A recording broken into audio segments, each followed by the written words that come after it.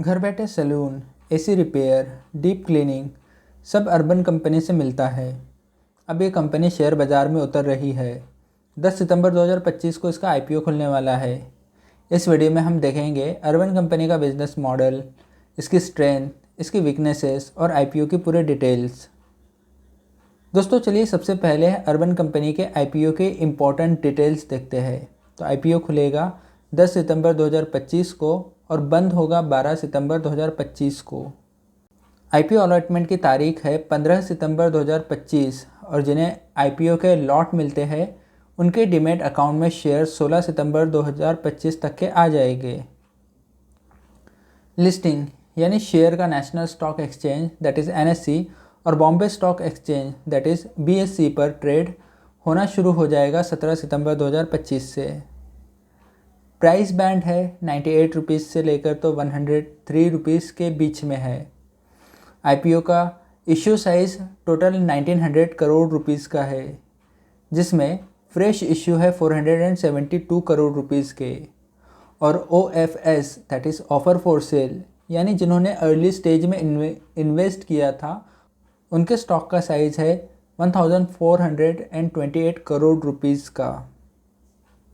तो साफ है ये आईपीओ इन्वेस्टर के लिए एक बड़ा अवसर हो सकता है, लेकिन निवेश करने से पहले हमेशा अपनी फाइनेंशियल एडवाइज़र से सलाह लेनी ज़रूरी है या फिर आप खुद अच्छे से मार्केट की डीप रिसर्च कीजिए।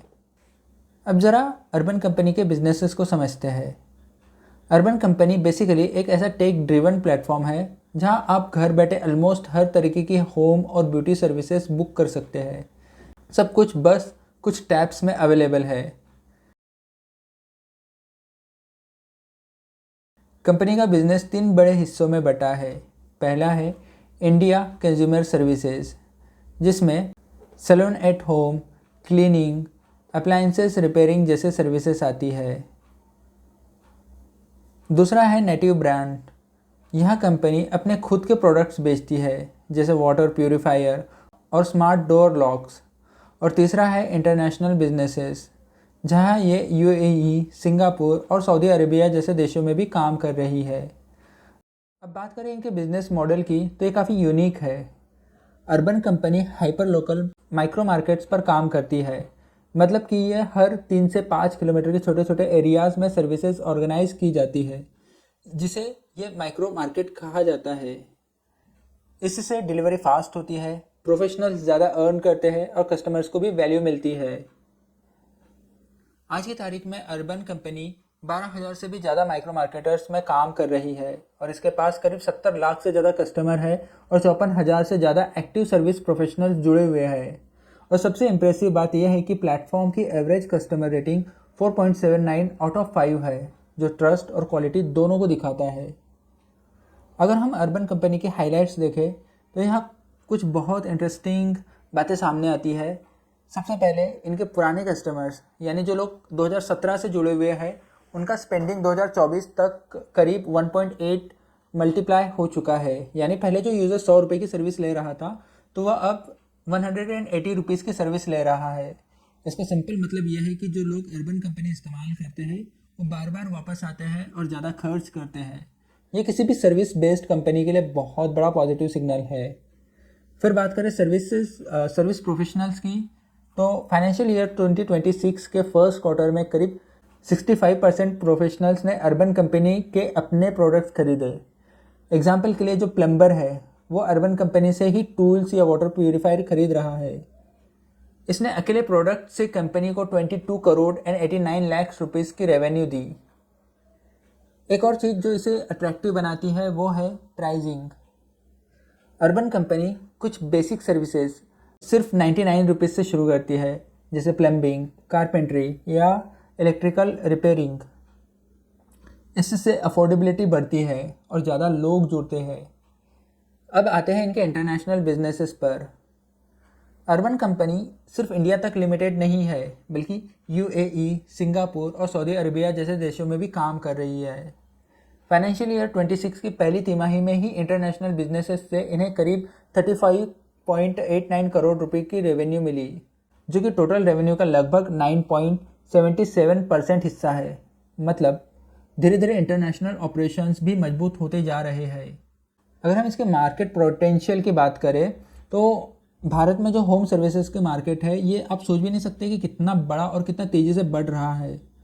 फाइनेंशियल ईयर 25 में ये मार्केट लगभग 5,100 से लेकर 5,210 अरब रुपए तक का पहुंच चुका है, यानी करीब $60 बिलियन। और सोचिए सिर्फ 5 साल में यानी फाइनेंशियल ईयर 30 तक के ये 8,400 से 8,580 अरब रुपए तक के पहुंच सकता है, यानी कि $100 बिलियन। ये ग्रोथ रेट लगभग 10 से 11% का CAGR है, यानी कि कंपाउंड एनुअल ग्रोथ रेट है। मतलब हर साल मार्केट लगातार डबल डिजिट ग्रोथ दिखा रहा है। और ये सिर्फ नंबर्स की बात नहीं है, इस मार्केट को चलाने वाली वर्कफोर्स भी तेज़ी से बढ़ रही है। फाइनेंशियल ईयर 21 में हमारे पास लगभग 77 लाख गिग वर्कर्स थे और फाइनेंशियल ईयर 30 तक के ये नंबर बढ़कर 2.31 करोड़ तक के पहुंच सकता है। तो साफ है होम सर्विसेज मार्केट में अपॉर्चुनिटी बहुत बड़ी है और ये सिर्फ शुरुआत है। अब बात करते हैं हम इस कंपनी की स्ट्रेंथ्स के ऊपर, यानी कि वो चीज़ें जो इसे बाकी कंपटीटर से अलग बनाती है। तो सबसे पहले बात यह है कि ये मल्टी कैटेगरी माइक्रो प्लेस है। भारत में इसके 12,000 प्लस माइक्रो मार्केट्स है और ये अपने यूज़र्स को फास्ट सर्विसेज प्रोवाइड करती है। मतलब आपको किसी भी होम सर्विस के लिए लंबा वेट नहीं करना पड़ता। दूसरी स्ट्रेंथ है इसका स्किल्ड वर्कफोर्स। इस कंपनी के पास 339 ट्रेनर्स है, 247 क्लासरूम्स है और ये इंश्योर करता है कि लगभग 89% ऑर्डर सिर्फ 3 दिनों में ही कंप्लीट हो जाए। तीसरी बात यह है कि कंपनी हमेशा इनोवेशन में आगे रहती है, चाहे वो AC फोम जेट पंप हो, रोल ऑन वैक्स हो या सिर्फ नेटिव प्रोडक्ट का यूज़। हर सर्विस को बेहतर और कस्टमर फ्रेंडली बनाने के लिए इनोवेशन होती है। चौथी स्ट्रेंथ है इसका ट्रस्टेड ब्रांड होना। 1.46 करोड़ कस्टमर इसे यूज़ कर चुके हैं और इसका रेटिंग 4.79 आउट ऑफ 5 है, यानी लोग सच में इस पर भरोसा करते हैं। और लास्ट बट नॉट लीस्ट इसका strong technology stack, that is AI, ML और जनरेशन AI का यूज़ करके ये डिमांड फोरकास्ट, क्वालिटी चेक्स और कस्टमर सेटिस्फेक्शन इंश्योर करता है। तो साफ है multi category, skill professionals, innovation, trusted brand और स्ट्रॉन्ग टेक, यही है इसकी सबसे बड़ी ताकत है। अगर हम इस कंपनी की वीकनेसेस की बात करें, यानी वो एरिया जहां इनके सामने चैलेंजेस आते हैं, तो सबसे बड़ी और सबसे पहली चैलेंज है कस्टमर डिससेटिस्फेक्शन का रिस्क। कभी कभी कंप्लेंट्स को हैंडल करना मुश्किल हो जाता है और इससे ब्रांड परसेप्शन पर भी असर पड़ सकता है। दूसरी वीकनेस है सर्विस प्रोफेशनल्स पर हाई डिपेंडेंसी। अगर स्किल्ड वर्कफोर्स समय पर उपलब्ध न हो तो सर्विस डिले या क्वालिटी इशू हो सकता है। और तीसरा बड़ी चैलेंज वाली बात है कंपटीशन। सिर्फ ऑनलाइन राइवल्स नहीं बल्कि लोकल ऑफलाइन कॉम्पिटिटर्स जैसे कि आसपास के सर्विस वेंडर्स, शॉपकीपर्स वगैरह भी लगातार मार्केट शेयर कैप्चर करने की कोशिश करते रहते हैं। और ऑपरेशनल रिस्क भी है, कभी कभी काउंटरफेट प्रोडक्ट्स या सर्विस ग्लिचेस की वजह से रिफंड की प्रॉब्लम भी आती है। फाइनेंशियल ईयर 25 में कंपनी को लगभग 37 करोड़ रुपीस के रिफंड करने पड़े। तो साफ है customer dissatisfaction, service dependency, competition और ऑपरेशनल रिस्क, यही वो एरियाज़ है जिस पे कंपनी को ध्यान देना पड़ता है। अगर हम फाइनल कंक्लूजन निकालें अर्बन कंपनी की, तो ये मार्केट सच में बहुत बड़ा है और ग्रोथ की बहुत ज़्यादा संभावना भी है।